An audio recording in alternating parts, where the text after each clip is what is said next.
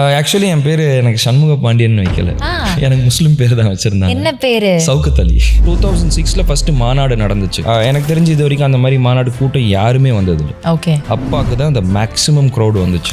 I think 25 lakhs I guess. So Madurai ஃபுல்லாக அவ்வளோ பேர் இருந்தாங்க.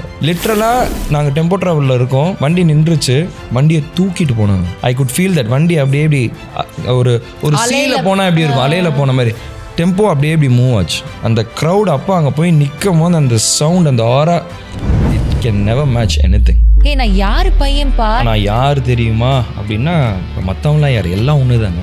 ஓகே. ஸோ சின்ன வயசுலேருந்தே அப்பா அதை எங்களுக்கு சொல்லி வளர்த்தது தான். நான் அப்பா கூட வீட்டில் சண்டை தான் போடுவேன். எனக்கும் அப்பாவுக்கும் விளையாட்டுனாலே ரெஸ்லிங் தான். மாறி மாறி அடிச்சுப்போம், அவர் என்ன தூக்கி போடுவார், இந்த மாதிரி தான் நாங்கள் விளையாடுறது. மறக்கவே முடியாது. சரியான அடி வாங்கினேன் இந்த ஒரு விஷயம். தீபாவளி டைம் யாரோ ஒருத்தன் வெளியே டென்ஷன் ஆகிட்டு இருந்தாங்க. திரும்பி என்ன பார்த்தாரு, ஃபோட்டோக்கு இருக்க மாட்டேன், டப்புன்னு ஒரு அடி விழுந்துச்சு. நான் அப்படியே பார்த்தேன், எதுக்கு இப்போ என்ன அடிச்சாரு. சரின்ட்டு அமைதியாக உள்ள வந்துட்டேன். 5 நிமிஷம் கழிச்சு நான் ஒன்னா அடிக்கணும்னு அடிக்கலாம், வெரி சாரி அப்படின்ட்டு போயிட்டாரு. சரி, ஓகே. அவருக்கு வந்து who's very close அவங்கள அடிப்பார். ஏன்னா அவங்க மேல அவ்வளோ உரிமை இருக்கு. Personally also be happy and have fun in life. ஜாலியா இருங்க. அது ஒன்றும் பிரச்சனை இல்லை. நம்ம எங்க வேணா எப்படி வேணா ஜாலியா இருக்கலாம். கல்யாணம் பண்ணாதான்ட்டா இல்லை, அதெல்லாம் ஐயோ, இப்போ நீங்க சொல்ற இந்த கண்டென்ட் இப்போ வைரலாக போக போகுது. அம்மா இல்லாமல் ஒன்றுமே இல்லை நாங்கள். ஏன்னா நாங்கள் வெளியே நிறைய அப்பாவை பற்றியே சொல்லியிருப்போம், அப்பாவை பற்றியே கேள்வி வந்துடும். பட் ஆக்சுவல் இது வந்து அம்மா தான். வீட்டில் இருந்து எவ்ரி ஸ்மால் திங் அம்மா தான் மேட் ஷுவர் இது நடந்துச்சு. அம்மா 9 மணிக்கு சமைக்க ஆரம்பிச்சாங்கன்னா 12 மணிக்குள்ள எல்லா சாப்பாடையும் ரெடி பண்ணி அனுப்பிச்சிடணும். அது அப்பாவுக்கு மட்டும் கிடையாது, டைரக்டர், கேமராமேன், கூட இருக்க ஆர்டிஸ்ட் எல்லாருக்குமே ஈக்குவலாக பெரிய கேரியர்ஸில் போட்டு சமைச்சு அனுப்பிச்சி விடுவாங்க. அம்மா ஒரு வார்த்தை, இல்லை நீங்கள் இந்த காசு யாருக்கும் கொடுக்கக்கூடாது, வீட்டில் தான் இருக்கணும்னா டன். இல்லை நீங்கள் யாருக்குமே நீங்கள் ஃப்ரீயாக ஷூட்டிங் பண்ணக்கூடாது, ஃப்ரீயாக மக்களுக்கு இது கொடுக்கக்கூடாதுன்னா நின்றுருக்கும். சண்டை போட்டு நிப்பாட்டணும்னா பண்ணியிருக்கலாம்.